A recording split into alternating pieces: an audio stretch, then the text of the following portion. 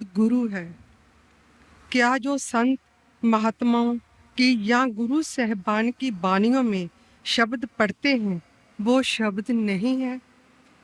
फिर शब्द क्या है जो गुरु है? प्लीज विस्तार पूर्वक हमें समझाइए। बेटा, इंसान हर एक चीज का अपना तर्जुमा करता है और अपनी तरफ से आसान तर्जुमा करने की कोशिश करता है। अब जब आपने लफ्ज़ शब्द इस्तेमाल किया है तो कैसे इस्तेमाल किया है? शब्दे उपजे शब्दे भिण से, नामो उपजे नामे भिण से। ठीक है। अब शब्द के जरिए सारी उत्पत्ति पैदा की गई है और शब्द के बगैर यहाँ किसी चीज की हस्ती कायम नहीं रह सकती। सो इसलिए शब्द तो वो ताकत है। एक नाम जुग चार उदारे, वो शब्द, वो नाम जिसने चारों जुगों को तारा है। अब वो क्या किसी लफ्ज के दायरे में बंद हो सकती है ताकत? जब भी आपने शब्द का जिक्र किया है, कबीर साहब की बानी है, 52 अक्षर लोक तरह सब किछिन माहे, ए अक्षर खिन जाएंगे वो अक्षर इनमें नाहे। और इसी सोच को आगे ले जाते हुए गुरु घर ने फरमाया था, जिस वक्खर को लैंड तू आया, राम नाम संतन घर पाया।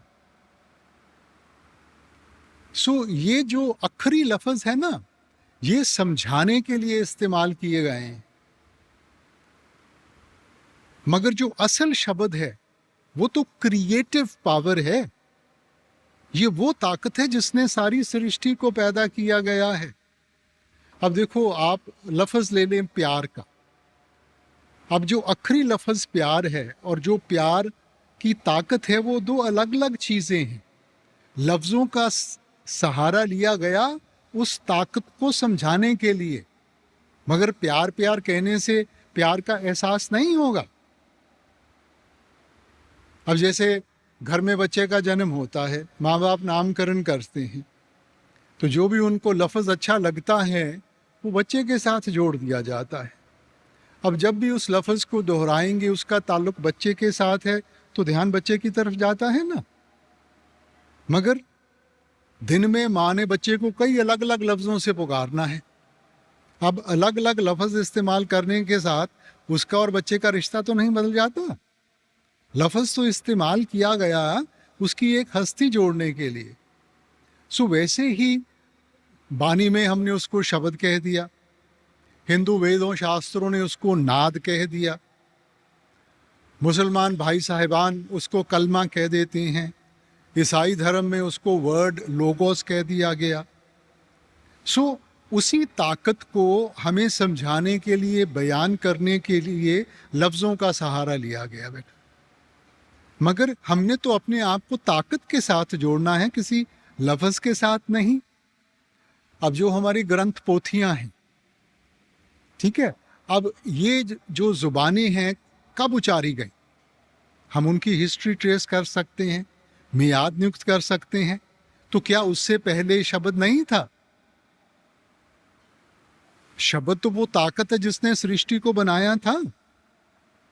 सो वो किसी एक जुबान के दायरे में बंद नहीं हो सकती, वो तो इन जुबानों से, सभी चीजों से ऊपर है ना। अब ये जो ग्रंथ पोथियां हैं, ये महापुरुषों ने लिखी, ये उनकी जिंदगी का अनुभव है, उनकी जिंदगी का निचोड़ है। ये अनमोल दौलत आप हमें दे के गए हैं कि हम उनको पढ़ के कुछ सीखें और उसको अपने सामने रख के अपने आप को उसमें ढालने की कोशिश करें। हम उसका एक लिटरल मीनिंग ले लेते हैं कि जी ये कोई खास लफ्ज है।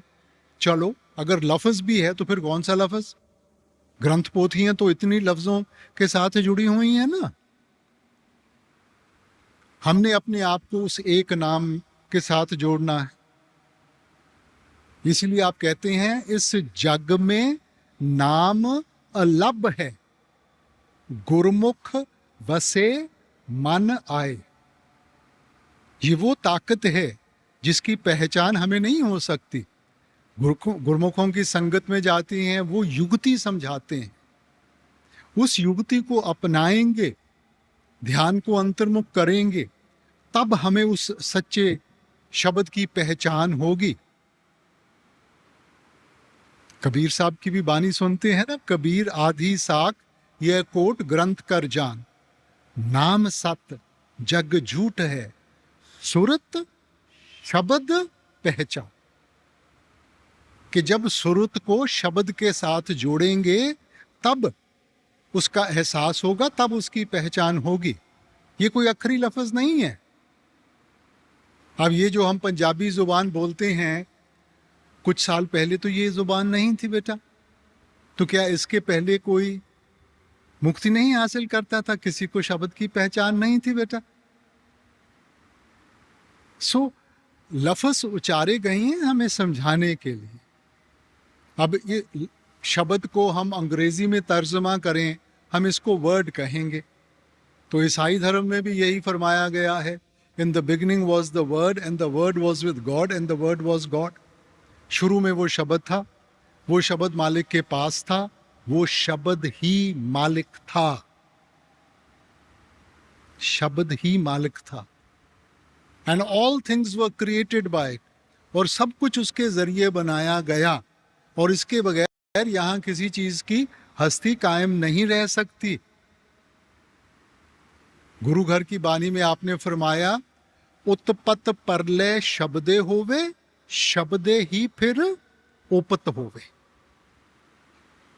शब्द वो ताकत है जिसने सृष्टि बनाई है, जिसके बल के ऊपर दुनिया खड़ी है।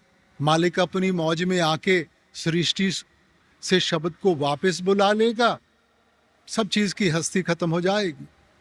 अपनी मौज में आकर दुनिया को फिर से कायम करना है, शब्द ही फिर उपत हो गए।